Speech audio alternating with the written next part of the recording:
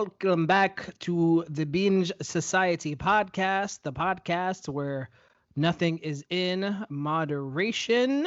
So here we are, and we're back, and here we're getting into our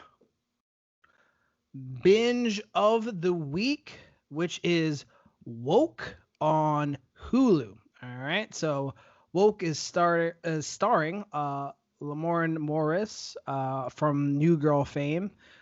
Blake Anderson as Gunther, of course, he's been in a bunch of shit. Workaholics, baby. Workaholics, There you go. man. Workaholics was huge. T. Murph, who's a new comic on the scene, who a lot of people think is hilarious. Shasir Zameda from SNL. And then getting into some of the voice cast, JB Smooth was in there as the marker. Cedric the Entertainer was a trash can.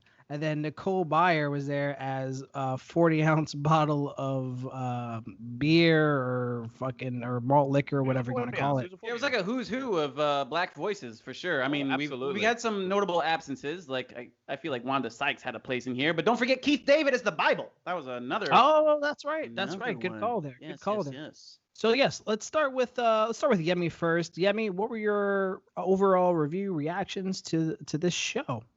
I thought it was a really interesting binge. I binged it in one sitting, which is very rare for me because I get very curmudgeon-y, as people know. But one thing I liked about it is the brother, the brother that played not T. Murph, the main Lamorne Morris. I remember I've seen him around.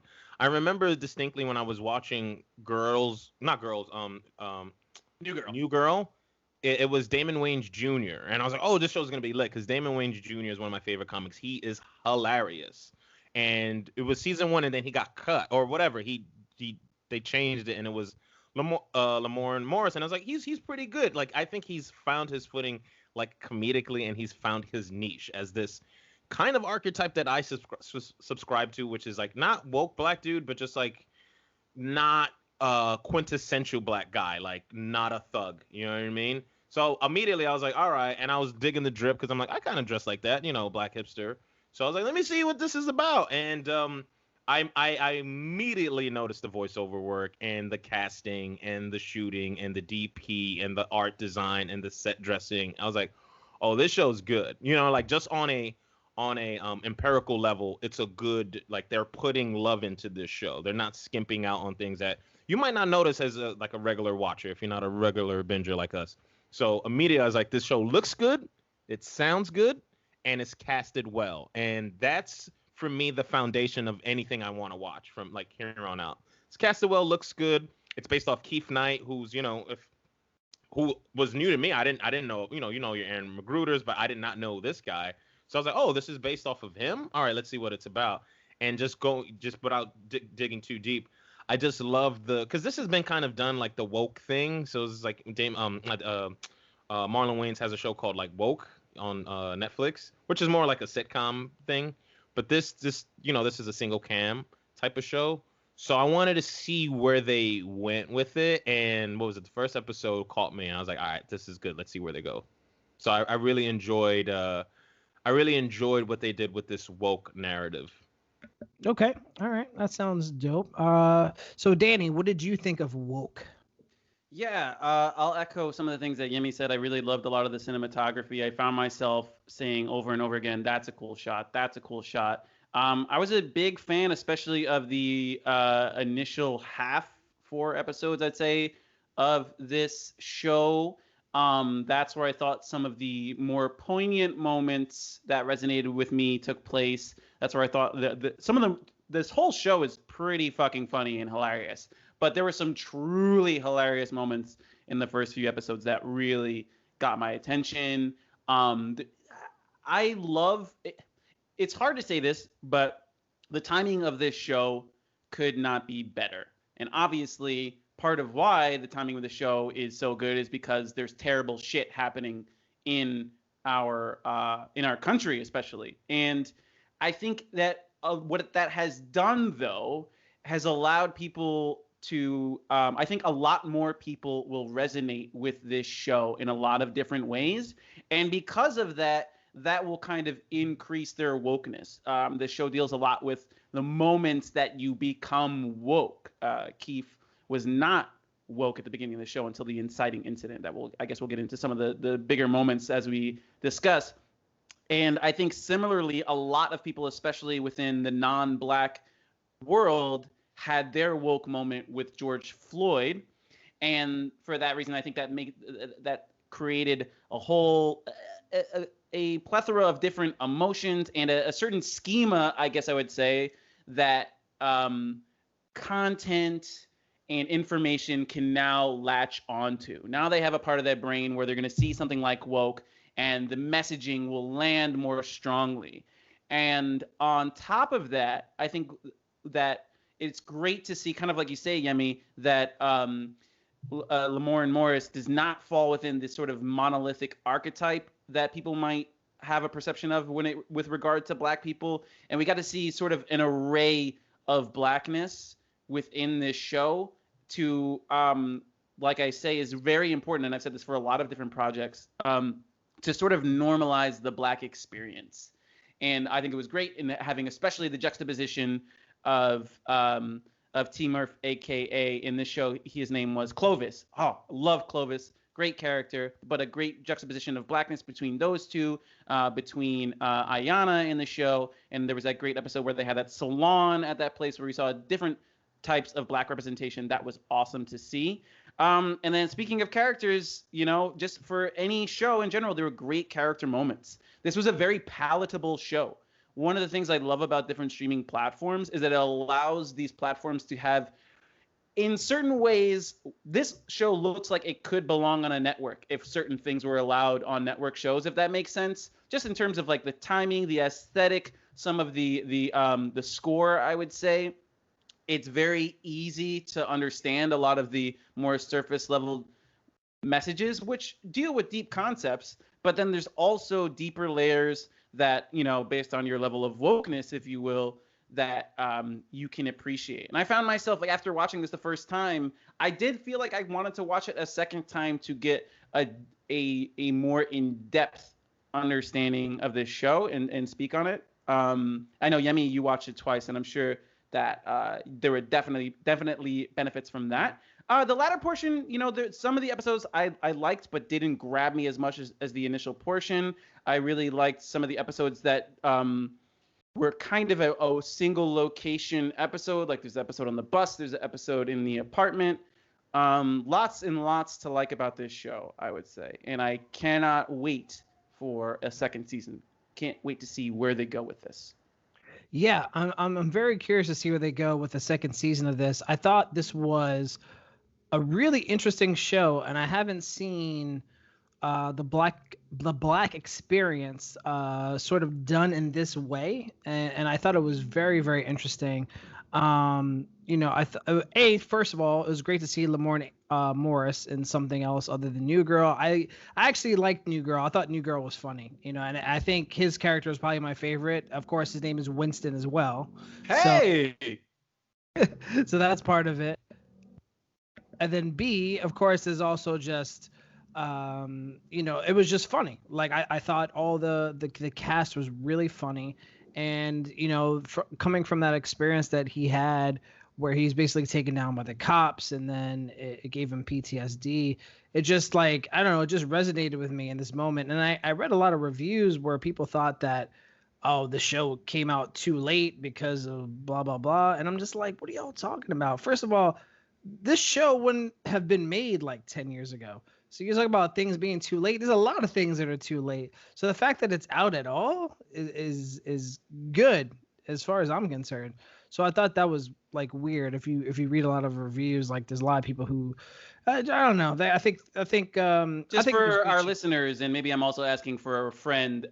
When you say too late, what are they sort of referring to? That like this is like too little, too late kind of a thing to get this messaging out? Sort of. Like I think people feel like because of like everything that's happened during quarantine with from George Floyd on, it's sort of been like an awakening, and they feel like, oh, this is too late or whatever. And I'm just like, what are y'all talking about? Like a show like this is not too late at all. It's like right on point. So I don't even understand what like, and like I'm talking about from like prominent like publishers and stuff. Like it's just weird like their reactions to it. But I thought it was really funny.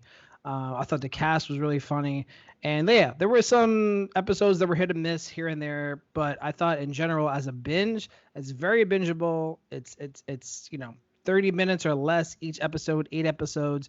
You could definitely do it, and I feel like someone could come away with learning something, about just it could be whatever. It could be about Black culture. It could be about relationships. It could be about your relationship with police. It could be a lot of things. So about threesomes. Yeah, exactly. Well, there you go. Threesomes as well. So I guess from there, I guess I'll just refer to you guys. About interracial dating. Interracial dating. Oh yeah, is also a part of it as well. So like yeah, like what were some of your favorite moments? One of the moments that I remember and also we had discussed is the the DAP piece, the fuck you thing. Yes. I didn't understand that game because Peace beat DAP, right? Because it was like DAP, Peace, and then fuck you. So I'm like, what's this Peace? I just didn't, because it's rock paper scissors. But then like for whatever reason they subverted that game. I just want to know how that game is played. Like, what are the rules? What are the rules of this game? It's a very granular thing, but I was like, all right, why did DAP not beat Peace?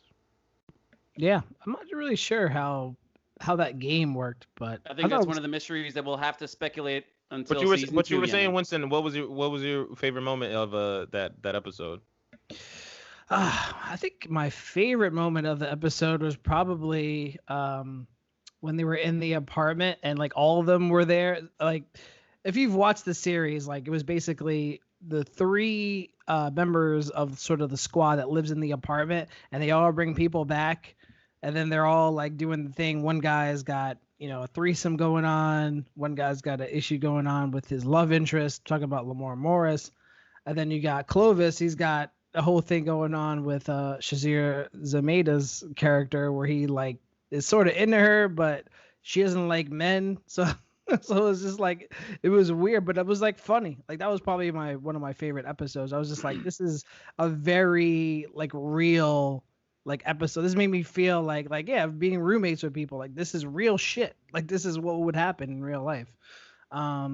So I guess from there, I wanted to ask you guys, just as far as when it comes to the PTSD portion of this show, and like when Keith Knight, when he's posting posters, on a wall, and then a cop just comes and just like slams him to the floor, and then they point guns at him, and they realize that it's not the right person they were looking for. What were your feelings and thoughts when that happened? And the run-in with the cops, of course, afterwards. Like, what did you think about that as well? So I guess I'll start with sort of what preceded his arrest, which was this idea. I forget who he's talking to. I think it was maybe Ayanna when they first were introduced to one another. And he's asking, why is it that people of color always have to stand for something? And I loved that they explored this concept that if you are a Black artist or a Black person with a platform, I've talked about this with regard to like sports figures a couple of weeks ago. If you are Black and you have a platform, you are invariably going to have to stand for something because it's going to hit you in the face. You're going to have some kind of moment that makes you woke, that makes you realize I have to say something about what's going on here. And I loved that concept because, that really resonated with me. And I think that really resonates for us.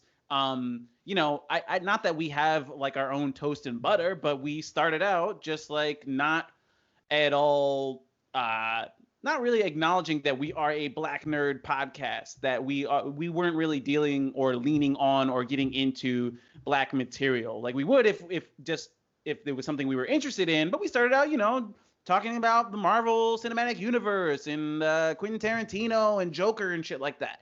But then George Floyd came around, and then we realized, well, you know what? I think we need to talk about some of these things directly. And then moving forward, we had to. It was a good marriage of what we were doing before to sort of start talking about materials within within the Black universe, if that's a way of putting it. I'm explaining that horribly. But and also that's just to go back. This is another reason why I loved woke so much, is because it gives us that chance to do exactly that, which is what we want to do, is to simultaneously, at least for now, while all of this is going on, review shows and movies that really speak to these experiences that are so important and impossible to escape right now. So that was what that moment meant for me. It was like a particular moment of resonance that really connected with our own experience as a podcast. No, that's a really good point. Yemi. Well said. Yeah. Yes. Very well said. Good Yemi, said. Goodly said. Goodly said. Yeah, Yemi, did you have anything to say on that point? And also, there's a point where there's a photo op with the police officer who took him down at the end in the bar, where he flicked beer on him. Before we get into that, isn't that a little bit of art imitating life? Where didn't Breonna Taylor just get a payout? Yes. Well, the family just for $75 million. How much was it? 12 million, some whatever. 12 million, and then some certain specifics that I don't know about police reform. Yeah. So, yeah, this is a great example of how art imitates life and life imitates art. That was more so for PR. Not talking about in Stay Woke, right? Where Keith's character and the cop's character, his name is, let me just find it here. The cop's character, was it well, I can't find it. He didn't have enough screen time to be readily available on the IMDb. Yeah, you can skip that. Oh, yeah, don't worry about him. Okay, whatever. The racist cop, right? We'll just call him like a racist cop. They wanted to they would drop charges against him because he made a cartoon of him getting like pinned down by the cop, and then the cop felt like that was defamation of character, and they were going to sue him or have like a civil lawsuit of defamation of character. And I don't know, man. It's like, yeah, I just read somewhere where like $12 million is not the same as like locking up her killers. And it always seems like this never happened to me, knock on wood, or anyone that I know primarily, but there always seems to be some like money involved when it comes to like our lives. Like our lives are worth this amount for you to just go the fuck away. Whereas in this instance, it was a little bit reversed, where it's like, okay, we want to make nice with everything since we were in the wrong with the SFPD. We're like, okay, shake hands, like you see, we're good, and we have initiatives and diversity initiatives and community initiatives, and that's just all for show, right? So this is all for show. This is all to kind of put a band-aid on this like bleeding, gaping wound we called racism and systemic oppression and white supremacy. So when I saw that, I didn't really like the way they did that scene. I think it should have been way more charged. It was a little bit like, I'm just going to do this. I think they could have went somewhere else with it, but I'm not the director. They went where they went for their story, but I feel like he should have. I think what happened in that scene was they should have got the cop to do that same thing again. Do you know what I mean? Whereas like you see this guy is racist, get him fired. Whereas like that wasn't, if that wasn't done, so I was like, oh, there's not even justice in this fake narrative. Do you get what I'm saying? Yeah. Does that make any sense to me? Like I was upset that nothing happened to the cop in this fake show. Yeah. No, I mean, which is real shit, and I'm just like, I don't, and like it just hit different. I was like, I don't like that. I don't like that. That's real. Yeah, the best that they could give us was the the results. The my kid thinks I'm a monster now because of your cartoon. Get the fuck out of Dodge with that bullshit. Or I was gonna say like the best thing that we got out of that was the victory for Keith in his character, that he got the notoriety following. Yeah. That was his overarching plot, but I don't know. I don't know how many of these things we have to review for there to be some real change. we're still talking about it. I mean, I'm not gonna say we're gonna stop talking about it, and I'm like, waxing poetic or like ad hoc, like, oh yeah, just let's talk about something else. But it's just very interesting to see these pieces and these artists and these people of color and them tackling these issues on a real, like, in a real way, on some real shit. So I really enjoyed that, and the fact that they even talked about like being like with the white woman, which I empirically always get like blamed for, like self-hating or being like, oh, you one of those, and like getting the side eye from like the community and the sisters, and it's like, wait, but you don't know anything about me, you don't know anything about my history, and you just see something on a very, like, what's the word, on a very shallow level, and saying immediately like you're one of these guys. Or it's at least, at the very least, it's like through their like traumatic filter. Yeah, it's through their lens that I am one of those. I'm not for my people, and it's like, you do some research about me, but it's like, it's not even about that, because I don't even want to like try to defend. I don't want to defend myself to anybody. And there was that interesting. It was like, Peace That Fuck You, where he was talking with Ayana about like. He was like, wait, don't you date Asian women? Isn't that a fetish? She's like, no, I just date who I like. It's a fetish because you can propagate, because you're in a position of power to exacerbate those stereotypes. And I was like, that is kind of true. That is kind of true. It's an interesting concept. It's like, it's like a white person can't say that someone's being racist to them, because it's like, well, we don't have the power dynamic to change to actually enact racism. Yeah. And there's also deeper levels between like black men and black women and all that stuff that we're still like shuffling through, and like years and years and years of like trauma that gets passed through DNA and stuff like that. Taking the black fathers, I'm not gonna go too deep into that, but they kind of scratched the surface on a couple of issues. I'm like, no, go deeper with that, go deeper with the why is like he broke up with his girlfriend of like what 2 years, and then immediately goes with like this affluent well-to-do European woman, for lack of a better term, like she was from New Zealand. So I wanted not Europe, but go on. Oh, I know what you mean. Yeah. Of European descent. Whatever, man. All right, you're gonna split hairs. She's not indigenous New Zealand. I'll give you that. She's what is? All right, no. What is she then? Probably Anglo. Probably Anglo. If we did her 23andMe. Fine. You're the history buff. Anglo-Saxon, New Zealandy. Hey there. So yeah, they scratched the surface of a lot of stuff, and I was like, and 8 episodes, if I'm being honest, was not enough for me. I was like, nah, and the whole Cubby thing, I was like, all right, I don't give a shit about. I understood what they meant about that, but I felt like they could have gotten like way deeper. And there's some moments where their messaging didn't land as hard, and that's overall. You know what this kind of reminded me of, and I don't know if it was the same for you guys. Sorry to Bother You. There were a lot of things that remind me of Sorry to Bother You, insofar as like, if you want to call it the hook or the gimmick of the talking inanimate objects, that was kind of like in some ways the gimmick of taking on the white voice, I guess. And I wasn't a fan of Sorry to Bother You overall. I thought it was like too absurd, and then the messaging was like a little too simplistic.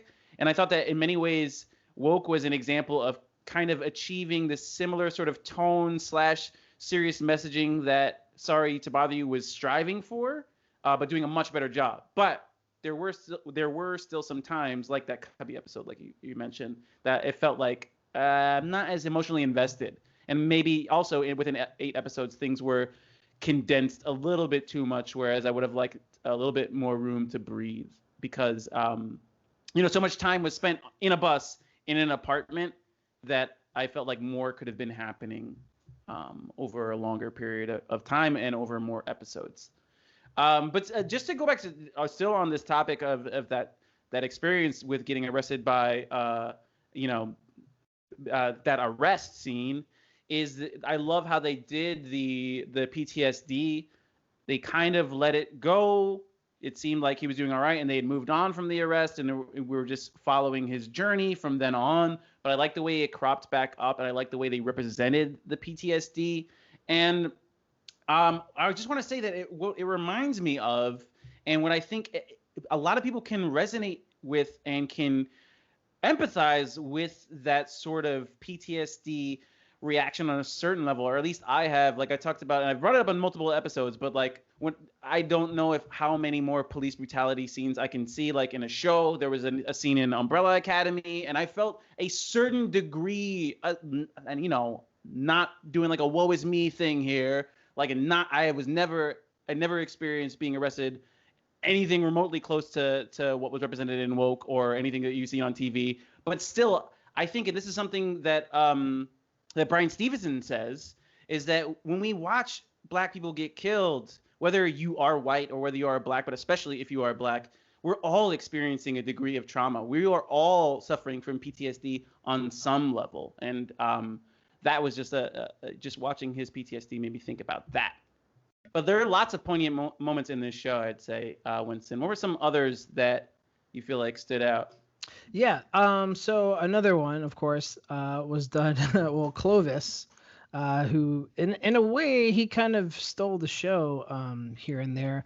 But he had. Was he your favorite character? Yeah, I mean, Clovis is getting a lot of attention from a lot of critics, and he's a young comedian, and I guess people feel like he's gonna blow up. But kind of like a paperboy in that way. Like, it's like a really awesome role in a show like this, and then I expect him to rise to stardom, like you say. But anyway, poignant moments. No, yeah, for sure. And then he had the one moment where he was talking to Keith, and he was saying, like Keith was trying to decide like what to do about his career, and then he said, first you get the money, then you get the woke. So, and of course, the example was John Legend. So, what do y'all feel about that idea? Is that some shit that is real? Like, I don't get think the that's money real. and the woke? I don't think it's real. Look at Kendrick Lamar. Look at Angela Davis. Look at Langston Hughes. Look at anyone from the Harlem Renaissance. They were woke as fuck from jump. They weren't like trying to get the money. It was a cultural wave of thinking against this oppression. I think now what's happening is you're getting a little tap dancey because, scratch that. Not even now. Now it's hip to be woke because now people are like, oh yeah, we stand in solidarity. You know why? It's because your pockets. Because people are talking with their pockets and people are getting canceled left and right. Karens, Billies, Bryce's, all that shit, surfing on the right wing of the filter bubble of like the net is getting people fired. Don't get me started on the Kyles. On the Kyles or whatever. No, I know a cool Kyle, man. Shout out Kyle. Salter King. He's a pretty. So you get what I'm saying? You know what I mean when I'm saying these names, these like empirically like Caucasian names. Yeah. When he said like first week, I understood what he meant in this instance, where it's like, dude, you're about to get a life-changing deal. Don't fuck this up. Get the money first. Tap dance a little bit. They did the whole white in his face. He's like, I look like Sammy Sosa. That shit had me dying. Oh my god, yes, that was a because funny that is a very. I'm West African. Nigerian, and there is in Nigeria. If you go to Africa, there are huge lines of skin bleaching products. It is fucking insane. So there is there's blackism, paper brown, the brown paper bag test, and all this that they were like again scratching the surface on a very deep issue. So a poignant moment to me was when he was in the what was it? The name of the ad agency where he was about to get syndicated, right? And the guy said, "Oh, don't worry, no one's gonna accuse you of being too black." I was like, "Holy shit!" Yeah. Holy, they're starting to scratch the surface on this thing called stereotype threat and these microaggressions that people like shoot at me ad nauseum. But maybe not because I'm a big black guy, so people don't really mess with me, but when I am in these spaces, you pick up on them. But like it's like being a very attractive woman, and you just see and hear and feel the creepiness. You kind of block it off because it's a part of your truth. Unfortunately, I mean, there was a whole character made out of it on fucking 30 Rock in Twofer. For the most part, that character could not fucking exist in this day and age. And I'm not saying like cancel 30 Rock, but that was a whole thing. His name was Twofer because he was white. In their eyes. Yeah, exactly. So it's which is fucked up. That was a very poignant moment because I think, and I've been kind of in these situations. I mean, not to get syndicated, but like about to have a show or like pitch something like in Sweden or like about to get like a deal, and you're just in a room with a bunch of like the Caucasian people. So like you're trying to like not be a stereotype threat, but at the same time trying to be you. So you have like three masks on. You have like your social mask, you have your racial mask, and you have your gender mask. And then there's on top of that, you're just like, yo, I hope I have some monetary gain and I don't fuck this up. So You gotta have your wardrobe mask as well. T. Murph actually talked about this. Like he had to like change his outfits when he was to get booked at certain spots when he was doing comedy. yeah, exactly. I mean, and that's because and I saw a glimpse of that interview, and it's just because that was what's in vogue is, guys like me who are like non-threatening. Well, maybe not even guys like me because I don't get booked. I don't want to start speaking on it. Like I know what you mean though. The buddy archetype, the blurred, the guy who says all the references, like you guys remember Teenage Mutant Ninja Turtles, like all that shit. They can hang out afterwards and make the white people feel safe. Opposed to me, if I'm hanging out and I got a certain look on Tim's jeans, a hoodie, you know what I'm saying? That Wu-Tang jacket with the green, and I don't smile, nah, man, that's not hitting. People gonna be like, this guy's aggressive, and they know Your headshot's gonna get darkened for that show. Yeah, exactly. And it was funny because when he tried to get back in, what did they do? They darkened his headshot. That shit had me crying. It's a very small psychological thing that's like, I wanted them to go deeper. 8 episodes is not enough, but I'm glad that they're bringing to light these microaggressions. Yes, yeah. I think Yemi made a really good point there because that's a huge thing, and even like the shit happens to Beyonce where her skin gets like lightened and shit for like certain projects, and it's like that's not for certain demographics. Yes. Exactly. And it's like, it's so fucking ridiculous. It's so fucking ridiculous, man. Meanwhile, I'm out here trying to get a tan so I get some level of acceptance. God damn it. Nah, you good, man. Shit. You get it where you fit in, man. Turn down the light. No, but like, we're joking about it, but it's serious. It's so serious, like, that you have to change the hue of your skin to sell in certain markets, or how you dress, or how you act, code switching and all that stuff. But Keith's character, he even when T. Murph was saying, he's like, he's like, listen, don't get woke now. Like, most of your fans are white. And Gunther was like, yeah, we love your stuff. And it's like, who went through that same shit and kind of got like called out for it was Chappelle for the Chappelle show, kind of. But people's like, no, black people fuck with him too. But dude, what's this guy's name? Hannibal Buress. He got called out for this. He's like, yo, black people don't fuck with your shit. White people put you on. But it's like, whose fault is that? Is that his fault that white people buy tickets to his shit? No. If you go to any hip hop concert, I kid you, Danny, you know this, mostly white people in there. Oh, hell yeah. We don't support our own shit, but nobody talks about that. Nobody talks about that shit. Nobody talks about the fact that if I'm selling something, say this podcast, most of our fans, we don't know. But the people we know, grew up with, don't fuck with our shit. It's just like it's a real small meta thing about like black culture that we don't deserve each other's now like we're seeing more of like solidarity because it's in vogue right now, but it was a long time coming. We don't support each other because we don't value each other. It's a very fucked up thing because people don't value black, so therein we don't value black. And I'm not because what's the value in valuing black? True. Exactly, because it has no value, but everybody fuck with black shit. You get what I'm saying here? Like, it's like, and he kind of got called out for that. He's like, well, like, is that not my fault? And that was a very poignant scene where he's like, you didn't ever think it would have happened to you getting tackled? He's like, who do you think it happened to? He was talking to Clovis. And he was like, you! That shit had me dying because it's such an honest moment. It's an honest moment because in his head he did not fit the pedigree of that type of black, but Clovis does. And like, I gotta watch it a third time because it was funny. I thought it was hilarious. I thought they had beautiful chemistry. Clovis, Gunther, and Keith's character, and like the ensemble was really good. But like the stuff they were talking about is just scratching the surface of this very deep Willie Lynch letter sharecrop. Like, it's just like, all right. I mean, and I watched it with my girlfriend who's white, and she was like, this is a really good show. It's digestible. And there's also, I think, a lot of people, if you're in an interrelational relationship, if you're black, if you're woke, if you're hotep, everybody needs to watch this and just talk about it and be like, what's problematic about it? What does it normalize? And what does it call out? Yeah, I think that's a really good point. That's a really, really important point. And I think that's what the show is really trying to accomplish. I think it just wants to start our conversations between different types of people. So from there, real quickly, before we get into our ending reviews, let's talk about like the Black People for Rent, which was like his. Shit. Let's talk about Keith's sort of like artistic endeavor where he was posting posters of Black people for rent, and then Clovis like makes T-shirts and makes the thing. That like, shit was so funny when people call me. It's like, because I'm black. I'm like, blacks. Can I get a job? That shit is real. People would call it. I would call that. So wouldn't real. you? Like, yo, what's up? You need me to hang up your fucking.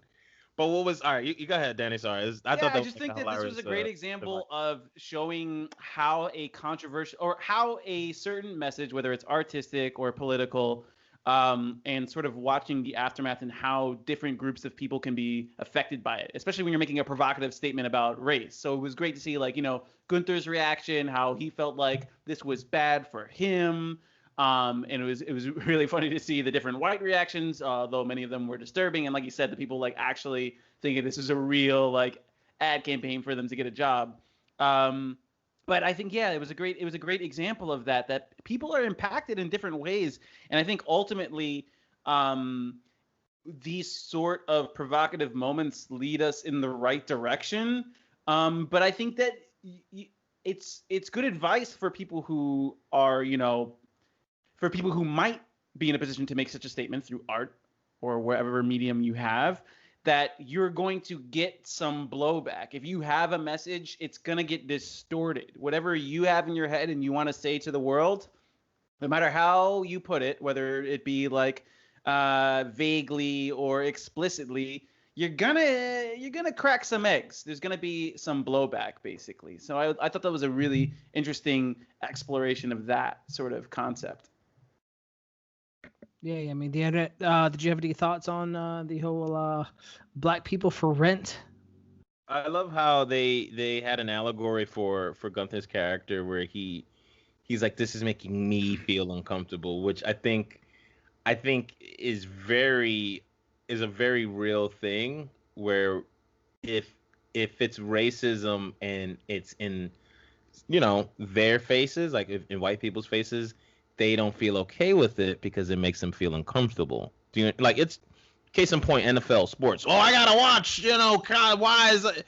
I'm just trying to watch the 49ers or whatever. Now we gotta talk about Black Lives Matter. Keep your radicalness out of my sports. It's because it becomes encroaching to their livelihood and their day to day.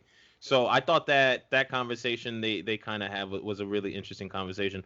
But I thought Gunther's reaction was a bit more of a moderate example. Like, he's the example of like the non-racist or like the ally, and how even if you are an ally per se, like you might get blowback from that sort of person. You know what I'm saying? Oh yeah. Like they're made uncomfortable. It's like, no, we were having a good time. What was happening? He's now like, I got to deal with these uncomfortable feelings. Yeah, exactly. And he's like, your post has got white people throwing their racism in my face. And he's like, oh, I didn't know you were the victim.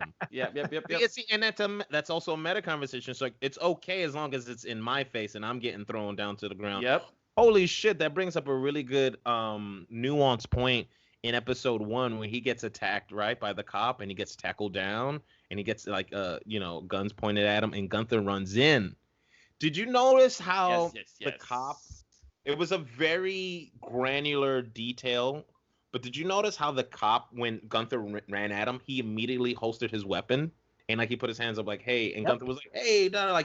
Yeah. And that was good shooting to bring your attention to that action. It was really quick. It was I caught it the second time. I was like, I didn't even catch that the first time. And the whole time, Keith is kind of like looking up, like, yo, what's going on? He had the knee on his back. He had the knee on his back. I was like, holy shit! Like I had to watch it a second time to pick up like everything in that scene because that's the impetus of his character, his character's art. And then he gets up and he's like, oh man, I can't believe they did us like that. Yep. And I was just like, holy shit! That shit is crazy, man. And that shit is that fucking what you think just real. happened? Do you think that level? And because he wasn't woke. It's a certain level of unawareness that people have. That once you get that awareness, he would have gone about that scenario very differently. I think he was trying to make him feel like better or whatever, or like adrenaline. But it's just one of these things. It's like there's so there. If you haven't seen this show and you want to, if you've seen Get Out, people said Get Out was just a bunch of Easter eggs for black people. For white people, it's like I don't understand why people, because it's like you don't got your third eye. And even T Murph Clover's like, he's like, now your third eye is woke. Because it's like, now you see, you just like us, nigga. There was a Sunken Place reference, by the way, in this show. Yeah, with this Rose, what was his girlfriend? The New Zealandy girl? Yeah. Yeah. Oh yeah, when he was when he was again, he was hired. Yep, to go to that party. That was affluent middle-aged woman's soiree, if you will. And he was kind of like taught it around, like, oh, this is the black artist Keith Knight, and everyone's like doing all this shit and like touching his beard and like, oh, so like Funkadelic or Parliament, and all these just like super microaggression shit, and he's just like, okay, I see why I'm here. And then he meets his girl, Rose is her name, but her character's name is Adrian. And she's like, shout out to the Sly Stallone impression, but I dare say mine is a bit better. I couldn't help myself. She was just like, you're about to go to the sunken place or whatever. So there was also a Get Out reference. So it's good. I just wanted more of that, and just, I don't know, 8 episodes didn't seem enough. At 10 or 12, I was like, okay, then they could start digging and stuff, having some more like character arcs and stuff. But all right, we'll see. Season 2. Ready to get to final reviews here? Yeah, I think this is the time. So let's do this. Final reviews. You want to do Sharpies? And Talking Sharpies. Talking Sharpies played by JB Smoove. Also, I love the voiceover and the cartoon element to it. That kept me engaged. I was like, oh, I like this. Like there was moving things, and they had like graphics and like the puppetry and JB. But they didn't lean too heavily on it. Like I thought Sorry to Bother You leaned too heavily on the whole voice gimmick. Yeah, it popped up when it needed to. It wasn't. Mm-hmm. Yeah. So anyway, Yemi, you want to take this one since you were just basically wrapping up your review there? How many talking markers? I give it 3.5 talking markers. I wish there was more of it, and we got to see more. And it was easily bingeable. I would have given it 4, but certain episodes I'm like, okay, I don't. What's happening here? This is not believable at all. And just like, what? All right. But it kept me laughing. It was very entertaining. And I love the casting and the cinematography and the shots. And they paid homage to Spike Lee in the first episode with like, you know what you got to do the right thing. Oh my God. Yes. With the barbershop. Right. Gentrifiers. They called out like barbershop, like hipster culture. And it was like, yes to all this. So 3.5 Sharpies all the way. Stay woke.